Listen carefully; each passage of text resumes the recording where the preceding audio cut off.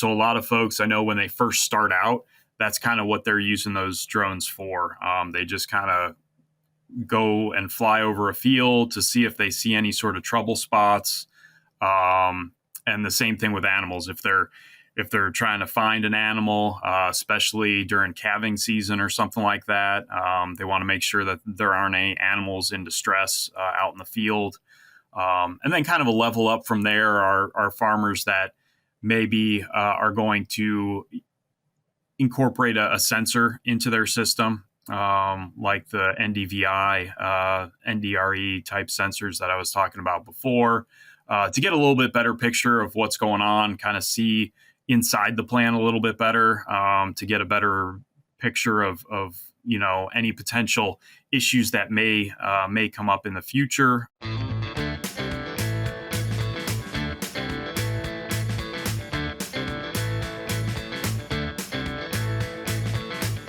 Welcome to the Crop Science Podcast Show by Wise Genetics. I'm your host, Leo Bastos, Assistant Professor in Integrative Precision Agriculture at the University of Georgia. Today, we'll welcome our guest, Dr. Jason Koff. He's a professor and extension program leader at Tennessee State University. Jason, welcome to the Crop Science Podcast Show. It's great to have you here with us today. And to get us started, could you share with us your path and how you got to where you are today? Well, thank you. I appreciate the invite and being a part of the podcast. So yeah, I guess I can start. In undergrad, my major was in chemistry, and I thought I was destined to be a lab rat, just kind of working in the lab all the time and doing that kind of thing. But afterwards, I took kind of a year off and just kind of I had just a normal technician job, and I thought about what it was that I wanted to do, and so I got into environmental science, and I went to UC Riverside, and in that program they worked very closely with the soil science department. And so I was actually working for an advisor who did a lot with environmental soil science, and I really fell in love with soils and that kind of thing, and the different complex processes that are there. And then so I transitioned into soil science, and for my PhD, I ended up taking that soil science and applying it to agriculture and agronomy. So I went to Purdue for that, and afterwards I got a postdoc with the USDA ARS, where I looked at different land use applications of different waste products, specifically in pasture systems. And then after that, I got a job with Tennessee State University, which is where I'm at today, specifically focused on agronomy and soils. But they were looking for somebody who was also going to focus on bioenergy crop production. And so that was a realm that I hadn't really worked in before, but it was something that was of interest to me. And so I got into that. And since then, I've been doing extension. My major advisor at Purdue was an extension as well. So I really fell in love with that as well. And so, yeah, I've been focusing on different things related to technology in my extension programming ever since. Awesome. And could you share with us a little bit about what are some of the current projects that you're working with? I know we're going to be talking some about drone use and imagery in agriculture, and if you could tell us a little bit about how you've been applying those things in your projects, in your current projects. Yeah, so we've been doing some different things. One of the things that I do research on is with winter canola as a potential crop that farmers can grow here in Tennessee. And that really kind of started out with some of the bioenergy work that I was doing, its potential use as a biodiesel. And so I've been collaborating with some other folks here at Tennessee State University, looking at the difference between varieties with respect to things like NDVI, NDRE, and trying to relate some of those things potentially to yield that we see afterwards. And then I've got a large portion of my extension programming is really focused on talking to agents about about drones and how they can use them to help farmers, how they can talk to farmers about drones and be able to help them in their farming operations. And then recently, we've been getting into other things like artificial intelligence and being able to help agents with that new area as well, with respect to how it can be incorporated into some of the things that they do on a daily basis to make things a little bit easier for them as well. So, something that I think is really interesting around that topic is, at least on the research side, we know how useful and powerful drone remote sensing can be, right? It just gives you so much flexibility. You have all this data, especially collecting at, with the high frequency, with a very small pixel size. So all things that are really important for research. So I want to ask you, you know, given that you work closely with the extension agents and they're helping farmers out there, what are some of the ways that you've seen farmers and the agents helping them to be using drones for helping them to become more efficient? Yeah, so there's a lot of different ways that folks can incorporate drones into an ag system. Some of the real basic ways are just with crop scouting or monitoring animals, just being able to see what you see through the camera itself. So a lot of folks I know when they first start out, that's kind of what they're using those drones for. They just kind of go and fly over a field to see if they see any sort of trouble spots. And the same thing with animals. If they're trying to find an animal, especially during calving season or something like that, they want to make sure that there aren't any animals in distress out in the field. And then kind of a level up from there are farmers that maybe are going to incorporate a sensor into their system, like the NDVI, NDRE type sensors that I was talking about before, to get a little bit better picture of what's going on, kind of see inside the plant a little bit better, to get a better picture of any potential issues that may come up in the future, that they're not seeing right now just with the naked eye. There's some different applications. There's some different software that folks can use to be able to stitch those images together, and then be able to do some basic analysis to create a map that they can use to identify areas that are doing better from others. Awesome. And so in the case of growers that are using like sensor, like perhaps multispectral sensors that would then allow for NDVI and NDRE and other vegetation indices to be used, is that something that from what you've seen out in the field, is it something that the grower themselves do it, or is it the agent that helps them with that, or do they have yet another person that comes into play to really help with all that? Because we know it can get very complex, right? And so like who is the person that is actually doing that for the grower to then make a decision based on it? Yeah, I think it's a whole range. I think there are some farmers who are out there that are interested in kind of doing it themselves and being able to learn the technology. There's a lot of farmers, that maybe are right out of college, and they're working on the family farm, and they really want to integrate some of this technology. And then there's also probably a lot of our crop consultants have added this as kind of an additional tool to the package that they already offer for farmers to be able to get additional information, for application purposes. I think there's probably a lot of that going on with respect to crop consultants being able to incorporate this new technology and be able to use it. I think on the agent side, there's some agents that are really interested in incorporating that technology and being able to use it as part of a site visit when they go out to a farmer. A farmer's calls them up and they've got some issues out in the field. Being able to use that as an extra tool in their toolkit to apply and be able to get some additional information. Awesome. That's really, it's really really interesting to hear that. On my own research, I do use also drone and satellite remote sensing for assessing crop variability on the field and using that for management purposes.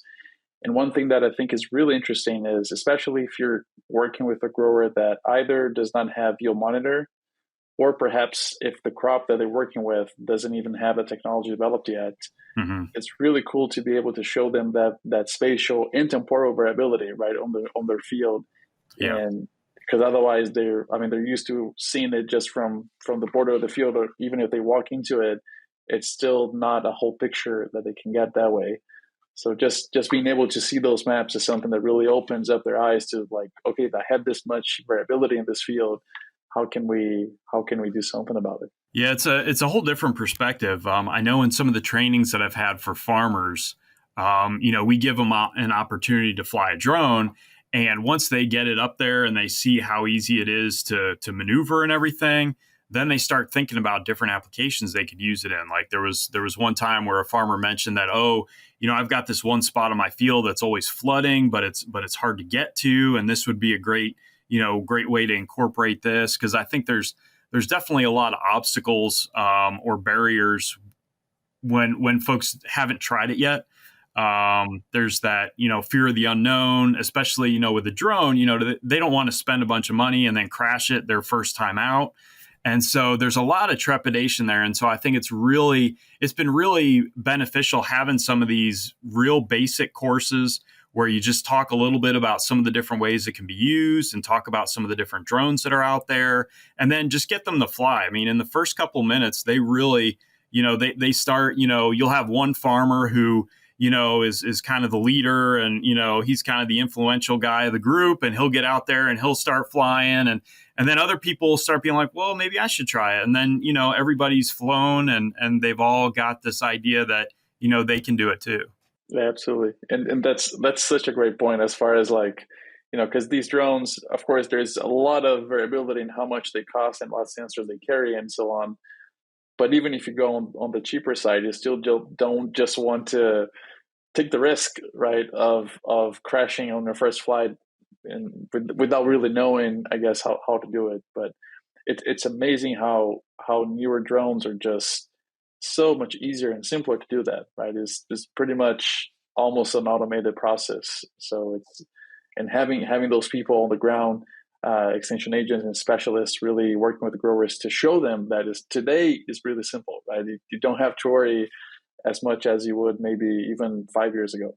Yeah, well, and also I think some of the folks have they've purchased a drone maybe for their grandchild or their child, and they're kind of the lower quality drones, and those are the ones that are really difficult to kind of keep flying.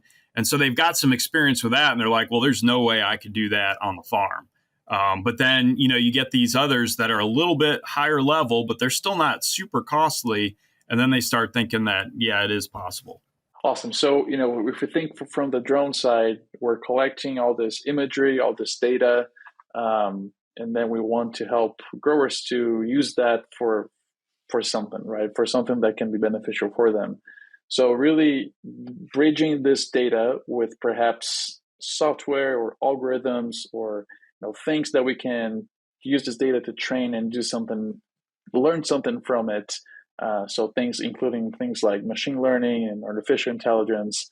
I guess that would be perhaps the next step of, okay, we have all this data now. How do we use this to make a decision, right? Yeah. So could you tell us a little bit about your experience with that, as far as taking this data to the next level, as far as bringing AI into the picture and learning something from it that is more actionable? Yeah, well, a good example that I've got is actually some work that I did with some Christmas tree growers that we have here in Tennessee, and one of the things that they were interested is being able to conduct inventory of the trees that they have left in their field, because normally they just have to go out and walk and count and do all those kinds of things, and incorporating the drone into the system.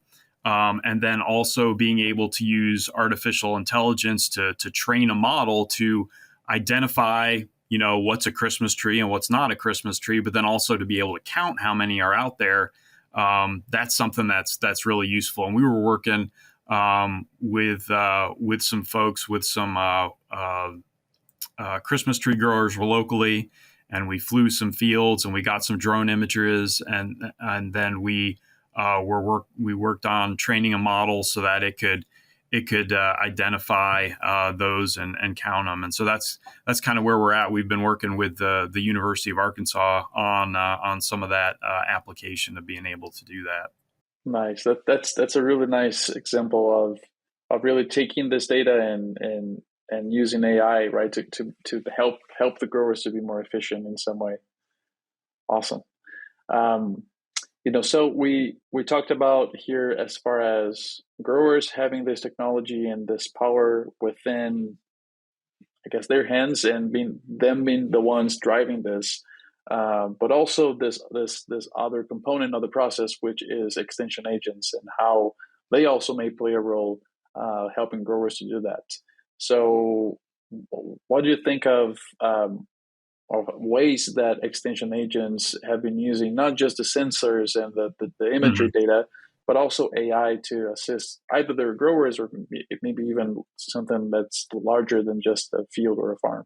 I think that, in a lot of ways, since artificial intelligence is relatively new, there's a lot of folks that aren't very aware of the technology and how it can be used and how it can be beneficial to them in their jobs and in the field. I know some of the trainings that we've had this year, we've gone around throughout Tennessee and had some in-service trainings for agents, and there's a lot of folks that are interested in it, but they just don't know what to do or how to do it. And so we talked to them about some of the different large language models that are out there that you can use to ask questions or to create chat bots or things like that. And there's definitely some that are out there today that universities are employing to be able to answer some questions from stakeholders.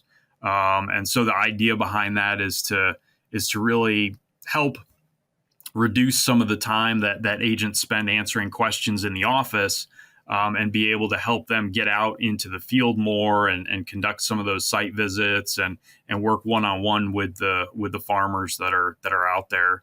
But yeah, there's definitely a whole host of different opportunities for using and incorporating that artificial intelligence, and it's still kind of a burgeoning sort of technology. So I'm sure there's a lot of new ways that they can be used. Some of the things that we talk about just plainly are how they can use these to create a presentation. You can take a fact sheet and upload it, and then it'll create a presentation based upon the information that's in the fact sheet, and it'll pull in some images, either stock photos, or it'll use AI to create some photos for slides. And so some of the things that they do on a regular basis can be made a little bit easier.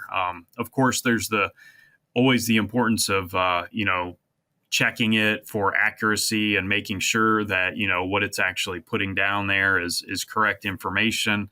But from what I've seen of a lot of the different types of models and programs that are out there, they seem to be pretty useful. It's a really interesting example, right? So I know that here at the University of Georgia, and perhaps we still are, and I'm just not aware of it, but we were looking into just what you said, looking for chatbots that could perhaps help some questions that initially a grower will probably look for their extension agent for that answer, Mm-hmm. but then instead they can go to that chatbot first, right? Of course, we're always going to have the human component in the process, but at least having that opportunity of asking something else, right? Kind of like asking Google, right? But instead of just being Google, it's something that actually gives you a full answer in a sentence rather than just a whole bunch of links. The chatbots themselves, a lot of them are tied specifically to reference material, so that they're pulling from extension publications and things like that to be able to answer the questions, so that it's still your research based, unbiased information that we expect from the cooperative extension program.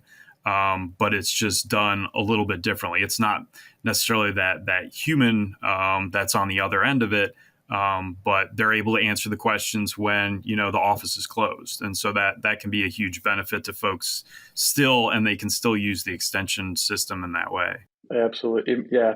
That's a great point because it helps them to get the information in a more timely way, and also perhaps saves extension, like you were saying, extension agents time to do other very important tasks, right? To be out on the field with the growers rather than sitting in an office at answering a whole bunch of emails. Yeah, awesome. So, from your experience, what have you seen as some of the main barriers for growers to adopt? Different technologies when it comes to precision ag or imagery or drones in general, or even chatbots. Like, what have been some of the main barriers that you've identified? I'd say one of the biggest things is really kind of the economics behind it. Some of this technology is really new, and so it's difficult for a farmer to be able to say, okay, I'm gonna, purchase this new precision equipment for X amount of dollars, but then what's my return on investment? So we definitely need the research on that end of things to be able to say, hey, this is going to save you X amount of dollars or improve your yield X amount, so that they have a better understanding of what that is. And in a lot of cases, the technology is just too new to be able to have that information readily available. So I think that's definitely one of the barriers. And then I think another barrier is just the kind of the education or the demonstration component, being able to show a farmer how it would be incorporated into their system. Again, with any sort of new technology, you're going to have early adopters, and those early adopters can also be really beneficial, because they can help teach their peers. That peer-to-peer learning is something that we like to engage in within the cooperative extension program as well, where we have a field day at somebody's farm who's already incorporated that technology, and then they're really able to answer the questions and speak to their fellow colleagues, other farmers, about what it's looked like for him. How does it pencil out for their operation? And I think that something you said earlier that probably also plays a key role here is, as new generations of farmers, right? As like the kids coming out of college go back to the farm and are coming equipped with all this knowledge and all this potential for implementing new things.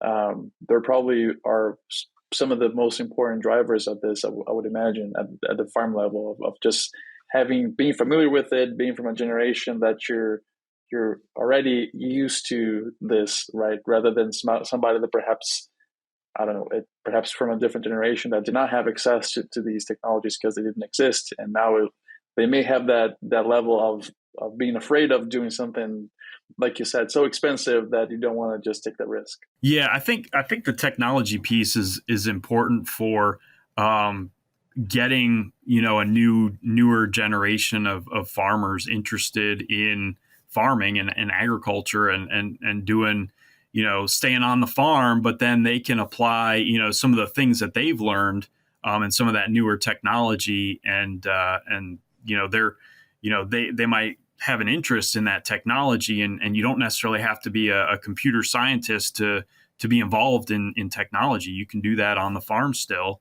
And I think that's really important, especially since the average age of the farmer is getting up there. I mean, we're into, like, I think it's maybe 59 or something like that is the average age, and so we definitely want to inspire the younger generation that farming's cool. You can do a lot of great things with it and incorporate a lot of technology. There's definitely a lot of creativity that's out there that can be applied. It's time for our famous three. Explore the future of agriculture with KWS, a global leader in innovation and sustainable farming practices. Uncover the exceptional qualities of our hybrid rye, cultivating a legacy for a greener tomorrow.